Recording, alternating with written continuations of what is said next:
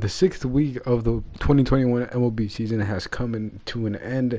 This week has been odd as we have seen a juggernaut deteriorate and other contenders have emerged. So let's go ahead and get started. At number one, I have the Red Sox. Now, I know in Yankee land, people think this team is a pretender and not a contender, but no, I think the Red Sox are a real contender if their rotation actually stays consistent. Their offense is great, led by J.D. Martinez, Xander Bogaerts, and Alex Verdugo. This team has been the most consistent team in the league so far, not losing 3 games in a row since getting swept by the Orioles opening week.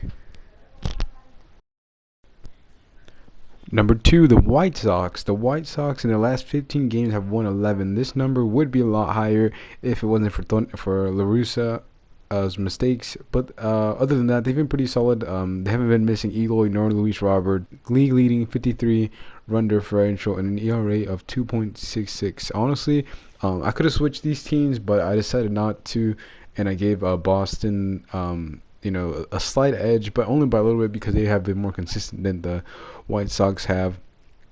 But yeah, number three, the St. Louis Cardinals. After a rocky start, the Redbirds are 13-4 in the last 17. They have a rotation that has gotten a lot better, and so has the bullpen. Nolan Arenado is beginning to heat up as well. And Goldschmidt has to follow Nolan Arenado's steps if they want to run away with this division very early on. And honestly, they could if they continue missing out on the top three. I have the Oakland A's. Matt Chapman is also beginning to heat up.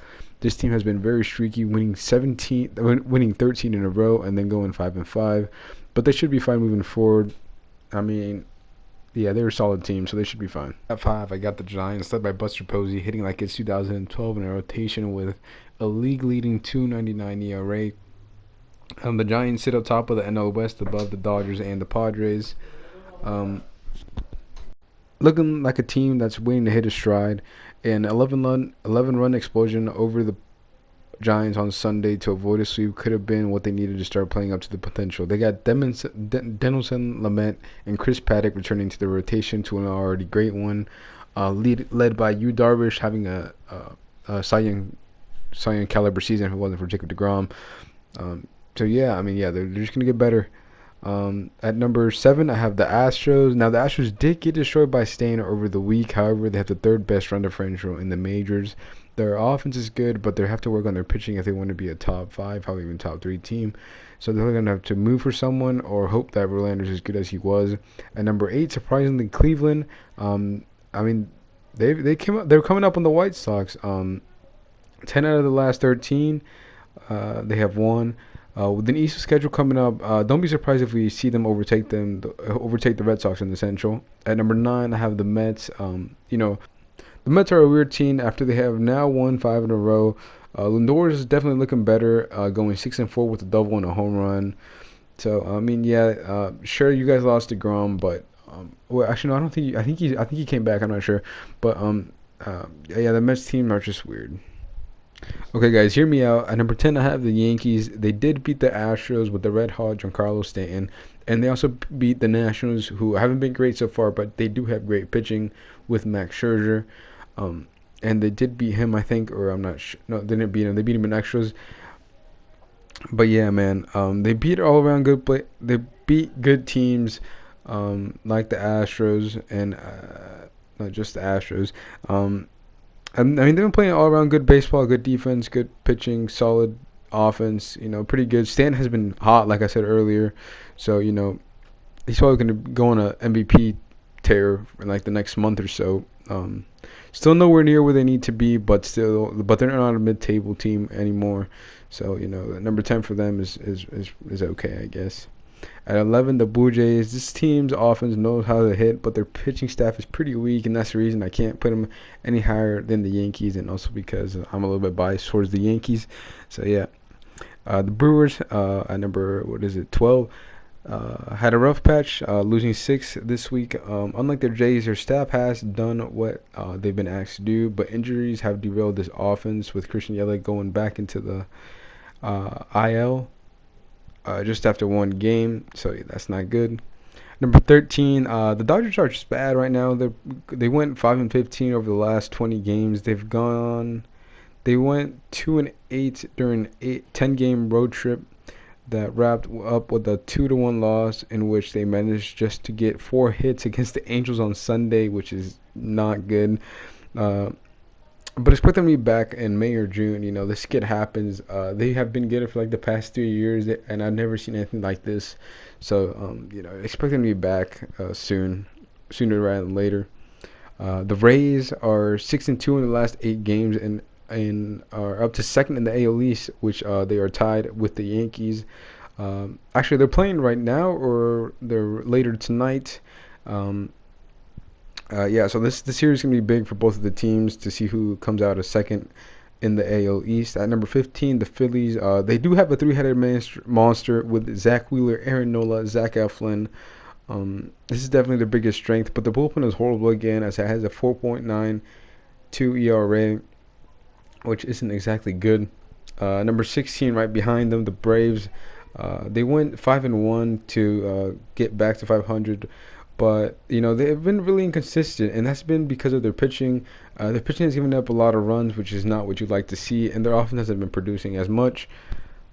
Number 17, the Reds. Wade Miley has emerged as the team's ace as Trevor Bauer left. So yeah, Wade Miley has been there. They managed to snap a 7-game losing streak.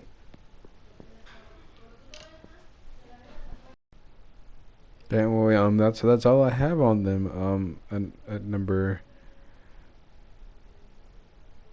18, I have sorry, at number 18 I have the Cubs. I mean, Jock Peterson has been playing pretty well right now, and I mean that's the only thing I have to say about them right now. So yeah.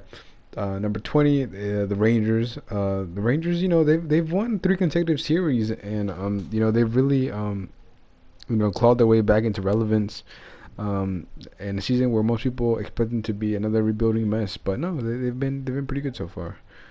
The Mariners are expected to call up Jared Kelenic, so I mean that's all I got to say about him. So yeah, 2021 for them is pretty good.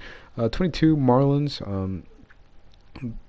22 the Marlins. The Marlins have a good pitching staff, and the Marlins have a good pitching staff with Sandy Alcantara and Pablo Lopez and Trevor Rogers. They boast a 20 run differential, which is pretty good. And honestly, these guys might take the NL East if they're smart and can keep this up. 23, the Royals. They lost 8 games in a row to suddenly fall under 500. So yeah, that's not good. The Nationals need more run. The Nationals need more from their offense if they want to make any noise in this NL East, which is pretty wide open right now. 24, the Angels slip further down these rankings. They suffer a 4-game sweep at the hands of the Tampa Bay Rays last week before taking 2 of 3 from the Dodgers, who are also bad. So yeah, I mean right here, bottom feeder Angels. The D-backs were good in April, but have have a 6-game losing streak, which has derailed all momentum they had. Pretty unfortunate because it was a pretty fun team. At number 26, the Orioles. Shout out to John Means on the no-hitter. But other than that, I don't really have much to say about the Orioles. The Twins, I mean, guys, this Twins team has been horrible, dropping 3 to the Rangers with the bullpen blowing 11 saves in 12 opportunities. That's Phillies numbers right there. That's not good. The Pirates at 28, they've lost 8 out of the last 10. The Rockies home away splits are pretty crazy, man. I mean, they're 10-8 at Coors Field and 2-14 on the road. Not good if you want to compete in the MLBs. And the Tigers, well, the Tigers have not won consecutive games since taking 3 in a row from the Houston Astros in April 20th or something like that. I'm not sure. But they've won a couple times over this week, so that's a step somewhere, I guess. I don't know. So I mean, yeah, that's it for that's all 30 of the teams. I think I missed one. I'm not sure, but I don't think so. Yeah, that's all the teams. Hopefully you guys enjoyed the video. If you guys did enjoy, subscribe.